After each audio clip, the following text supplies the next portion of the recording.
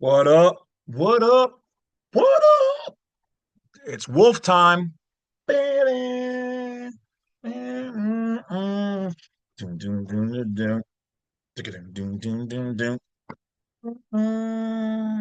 Let's get into it. What do we have today? Oh, just a little CFR code. What is that? 49 CFR 390.3, Federal Motor Safety Carrier Administration, Section F3 on tax or a travel exemption. Hmm. Give me some of that Jopsaki justice. Let's take a look. How's everybody doing out there? Doing good? If you answer, just keep in mind, I can't hear you, but I'm going to assume good. Hopefully you laughed a little bit and now it's awkward. All right. So here's the full text of 49 CFR section 390.3 dash general applicability from the Federal Motor Carrier Safety Administration.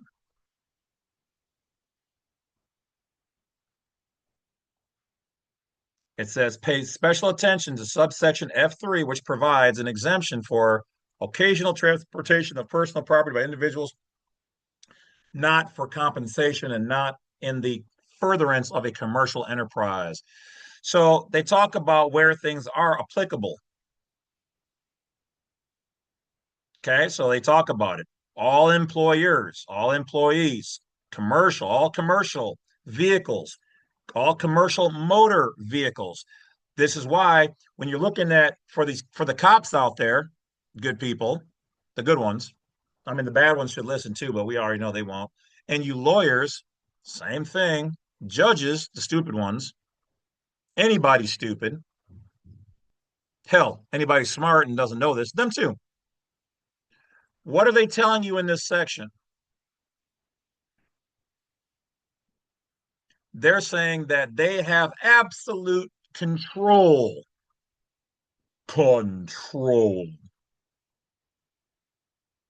over employees, employers, all commercial things, commercial motor vehicles that transport property or passengers in interstate commerce. Commercial, they own it.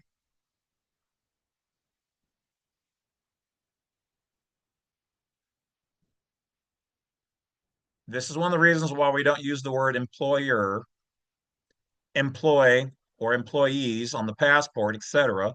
Commercial. But the primary thing here is motor vehicle. So once again, to the police, this is why in your books it says motor vehicle. Why? Because it is being assumed by the title motor vehicle that the person is operating in commerce, transporting property or passengers, and is thereby regulated by you. As a police officer, you have the ability to regulate any of their employers, commercial, motor vehicles that transport property, passengers, so delegated by the government. The state doesn't just have it. The government said you can do that. Why? Because it's commerce. So these terms are all commercial. That's why they're in the Black Law Dictionary. But in the police book, it just says motor vehicle. Why? Because when you're in Brazil, you don't have to call it a Brazil nut. So while in the physical same area, the public that you serve and administer, there's also the private. There's two jurisdictions. But if somebody's vehicle is registered to the state and you, the police officer, can find it in your computer, that is considered then a motor vehicle, but not just a motor vehicle, a commercial motor vehicle.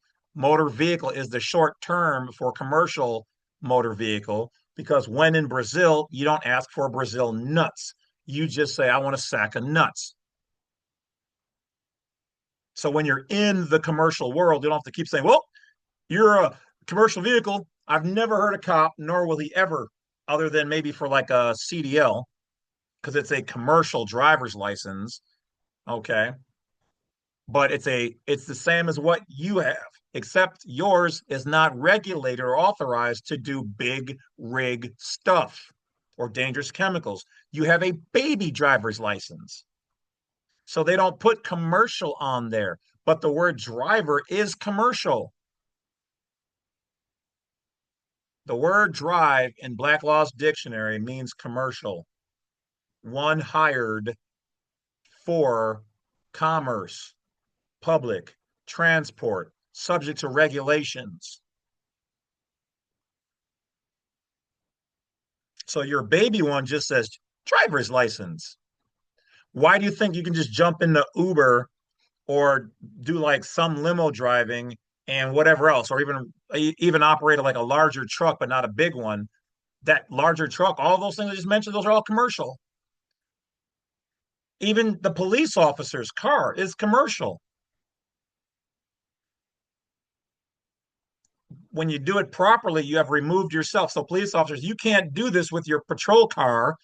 It's a motor vehicle because it's registered to the municipality, which is registered to the state, and the state to the government. Chain of command, my good man. But my property, if it's private and I've done everything right,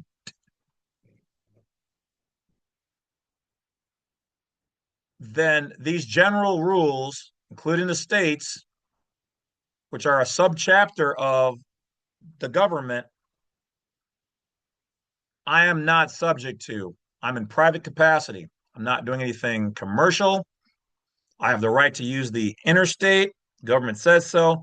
I am not in the transport of passengers or property. That is a commercial term. My vehicle is owned by me, not registered to the state, or it's owned by my government or my private irrevocable trust or foreign entity or nation. I'm not doing anything commercial. And because you don't own it, it's not registered to you, it is not defined as a motor vehicle. It cannot be defined as a motor vehicle unless the state owns it or I register or register it to them.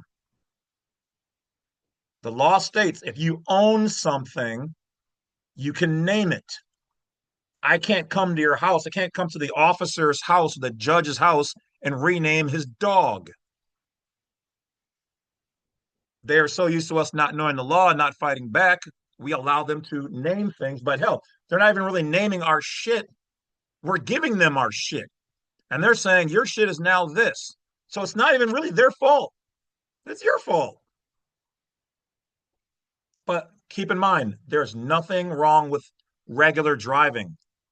If that's what you want to do, you do it. You don't have to do right to travel to be a national. You already are. This is just if you feel the fight in you that you want to do this, you then have to be prepared for all of the places or people that might try to fight. I have won 3 times now, personally. Thousands of other people have fought and won. You may not hear about it, but there's case law and law on the state level showing that these people have won. They can only control what is theirs, that which has been registered to them.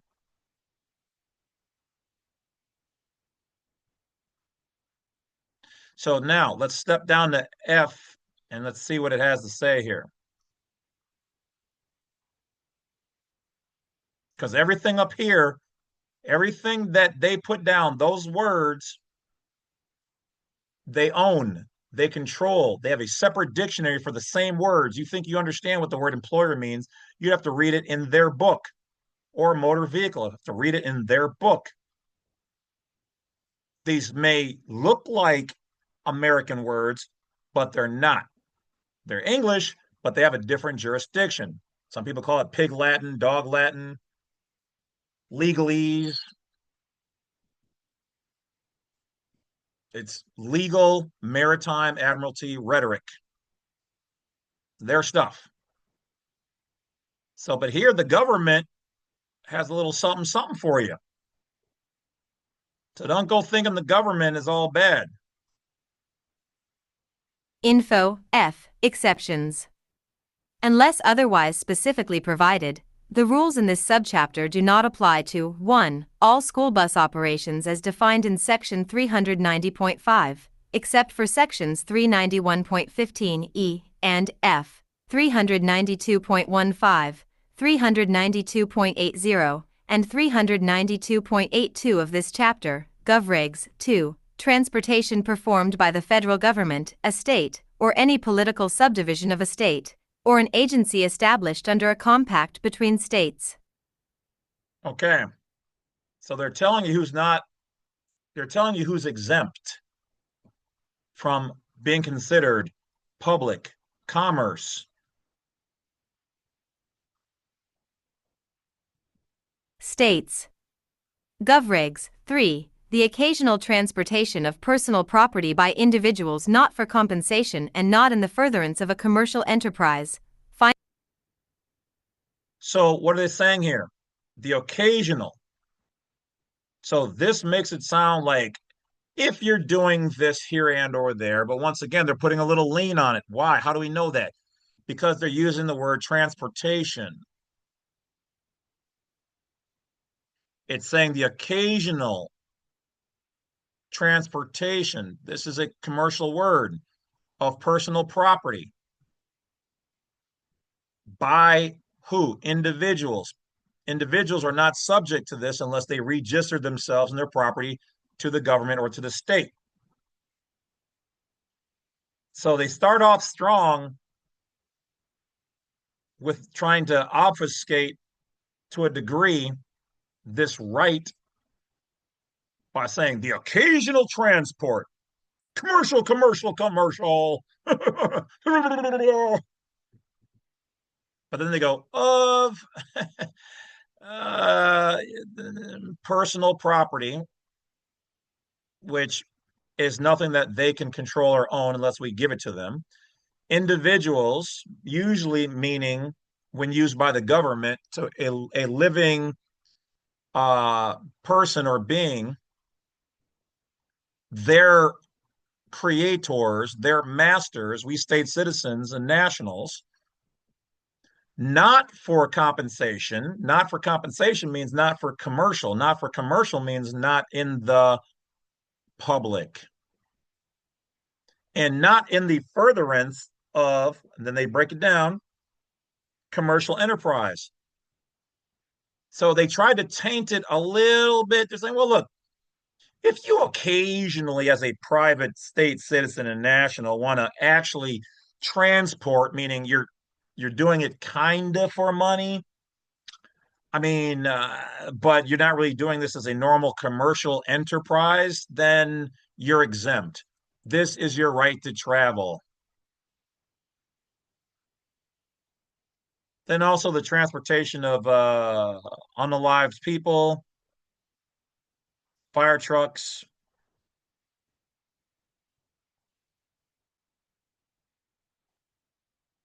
The operation of a commercial motor vehicle designed for defined or used for transport between 9 to 15 people, including the driver, not for direct compensation provided for vehicles does not otherwise meet.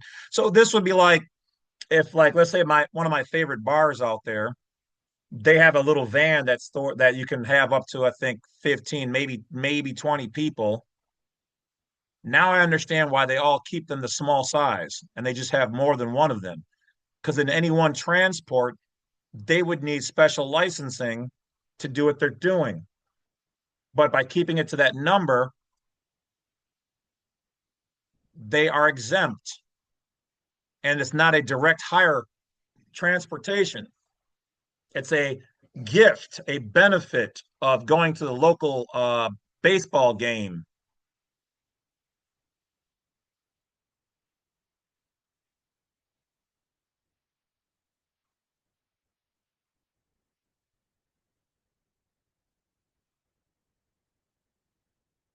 So that's it, guys. Any of your right to travel, this is what you should also add with it. Copy this section or copy it down to F3. This is another piece you can use. I would still recommend getting my cop stop judge letter to add this information to.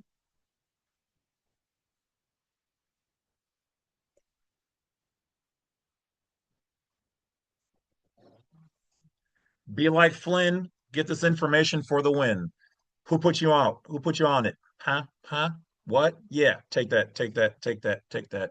Bad wolf. Bad wolf. Bad wolf. Nah, nah. 1, 2, the wolf is coming for you. 3, 4, you better get a steel door. 5, 6, he stole your bitches. 7, 8, yes. That's it. That's all I got. Use it or lose it. Like it, love it, or leave it. I'll talk to you guys later. Bad Wolf's out. Without a doubt, let us scout on the route. Enjoy. Take care of yourself. Stay warm out there.